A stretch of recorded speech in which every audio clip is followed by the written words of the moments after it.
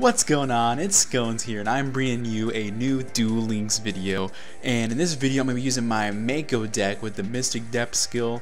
And I'm just going to give you a brief deck overview, then we'll just head straight into the battles. So pretty much it's very centered around the Hammershark, getting that in my hand, using that to special summon some Lost Blue Breakers, to deal with spell or trap cards, or just to summon a Star Boy to really beef up my offensive measures. Which, you know, with Umi, it already does that quite well. And then the mirror walls and the security orbs, as well as the windstorm of Ataqua, is to kind of protect Starboy if he gets on the field, as well as maybe protect my other monsters that I might get destroyed from battle that I want to obviously keep alive, like my Hammershark or my Uminotaurus. And I have the Yomi ship just to kind of troll a little bit if they attack me. Obviously their monster's gonna get destroyed, but with the 200 attack and defense boost from Umi, it really isn't that bad of a card to use, especially with my Hammershark's ability being able to summon it straight from my hand. Then I pack the Stray Lambs in here too, which is different than most Mako decks. And the reason why I do pack the Stray Lambs is because I only have one copy of Duels, and I have two copies of Swidgen. Now, Stray Lambs let me summon two tokens that I can sacrifice that same turn, but only if I set the monster. And if I set Swidgen, it still has 2600 defense with Umi on the field, and on top of that, its skill, its effect lets me make my opponent's monster that's attacking me make their attack 0. So that's pretty much just 2600 easy damage to my opponent if they attack my face down Suijin. And I mean, if they don't go for the bait, I can easily just flip it up, and at 2700 attack, it's not going to be stopping anything anytime soon, and they can't really attack me without losing a monster and losing a big chunk of life points.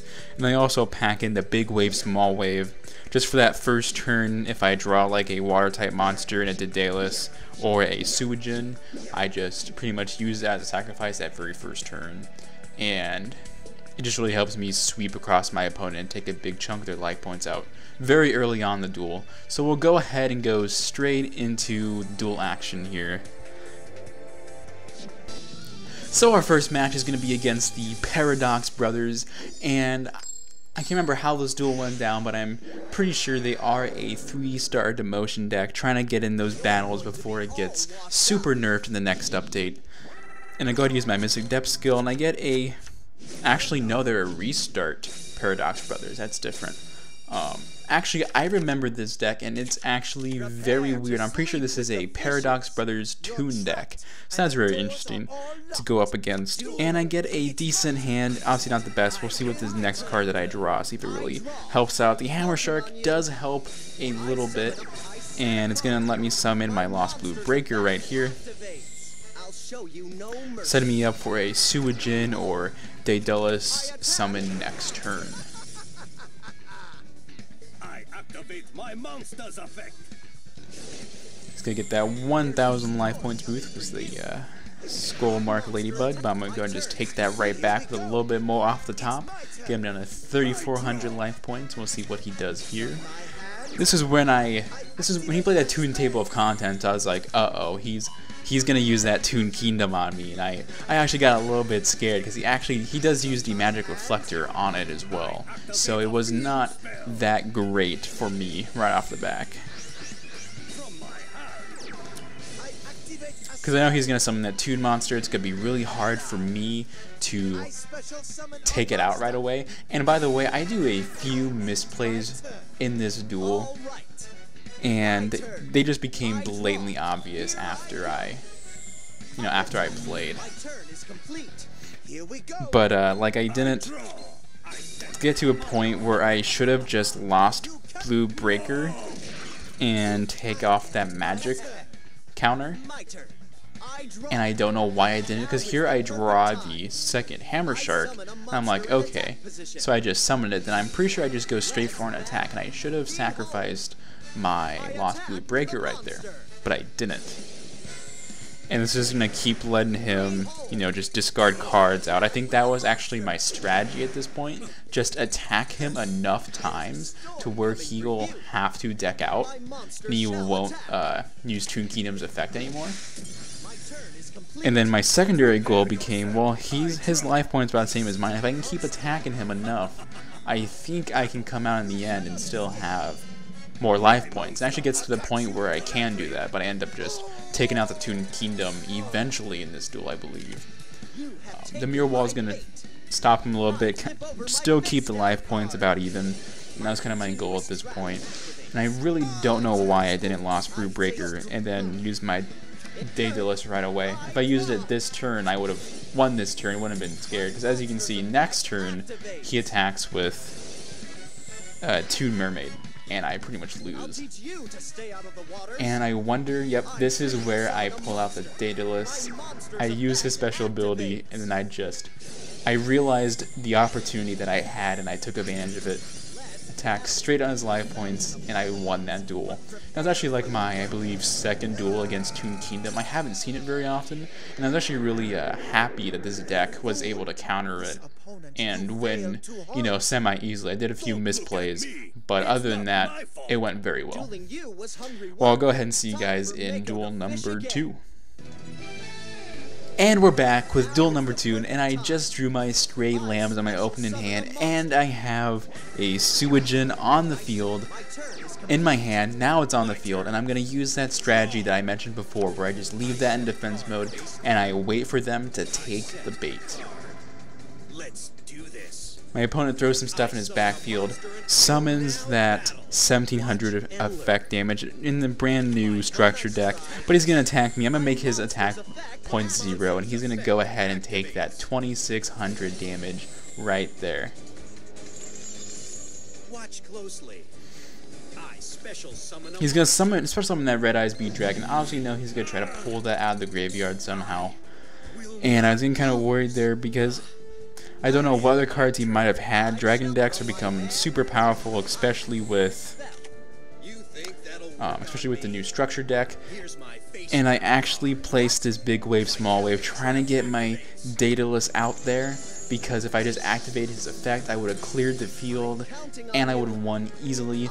But he uses the Champion's Vigilance, cancels out my big wave, small wave, and I'm getting a little bit worried. I know that I can still easily take him out, so I use my Suijin to attack his Red Eyes Bead Dragon, because I know, well, if I just attack him here, that's game over.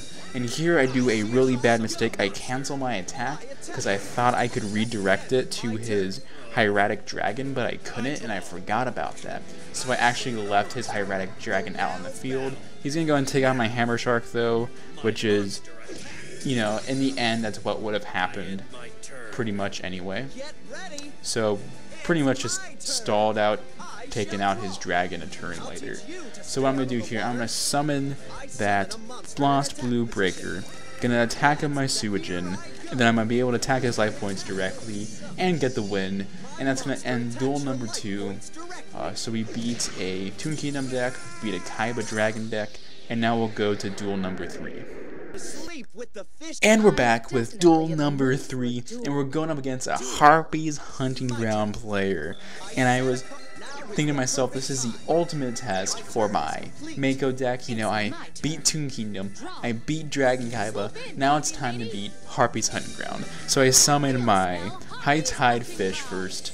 Now I'm going to try to pronounce that, because there's no way I can do it justice. And she's going to go ahead and summon her Harpy Lady 2 to take out my Umi. That's going to prove to be a little bit disastrous, but I beef up my offenses right away, and I'm just able to take it straight to that Harpy Lady. She's going to use Windstorm of Ataqua on me. Little does she know that I have a mirror wall waiting for her. And I'm just hoping that she does not take out my Starboy, because even though it's not very important right now, it becomes even more important than it normally would, because I don't have Umi on the field and I really need that 500 attack bonus. I'm just going to go ahead and take out my mirror wall on top of that. And there goes my Starboy, and now I'm kind of left to defend myself. And I don't know why they attacked my Hammershark, thinking that it wouldn't be affected or what, but I still have plenty of attack power to defeat her Harpies. But then unfortunately, she has that mirror wall in the backfield. I lose one of my monsters. Now it's just down to 2. Fortunately, she hasn't summoned the Sonic Duck yet, and that's the only thing that I think in this deck that might be powerful enough to take me out, or her bird face. But then that turn she summons her Senju and pulls a Relinquished in her hand, and at this point I was really scared for that Relinquished combo, because I thought if I lose one of my Hammersharks right now, then that's pretty much the duel. She's going to do 3,000 damage to me right away, and I'm not going to be able to counter it. That's pretty much it. But I have a full front row of 700 attack monsters, but I can't attack because that mirror wall is still up. It's being really annoying and really pesky. But this turn she can't sustain anymore, so she just has to take it out. And then she throws everything in defense mode, which was a big mistake because of my Taurus's skill, allowing all my fish, sea serpent, all those types of monsters to be able to inflict piercing battle damage. The Sphere Karibo is going to postpone it a little bit, but ultimately it's not looking too good for this Harpy Hunting Ground player right now. I attack with the monster. That's the end of my turn. And now she's left with just 1 Harpy on the field. My turn. And I pretty much have this duel won at this point, as long as she does not summon that Relinquished. But then she does, and then she summons a Dream Clown, which I was very confused about. I don't know why she's packing clowns in this deck as well. It seems very unbalanced to me. But then right here, I don't know why I went for just the straight attack, when I probably should have big waved, small waved, and summoned my Suijin in Daedalus. I probably just wasn't thinking quite right, but it's not going to matter because she's not going to be able to summon any monsters. Didn't draw that ritual card for Relinquished, luckily. And now here I'm going to use the big wave, small wave. Just realized I drew it and what's actually in my hand. So I'm going to go ahead and summon my Suijin, my Daedalus, and I'm going to attack her directly, and that's going to be the end of duel number 3. Again, this deck was really successful, and I'm trying to grind up the ranks to get to the King of Games. And if you guys enjoyed this video, make sure you leave a like down below. And I'll see you next time. I lost. It seems I still have... Thank you for watching my video. If you enjoyed, click the annotation to the left to subscribe to my channel. And if you want to watch more great videos, click the annotations to the right. I'll see you there.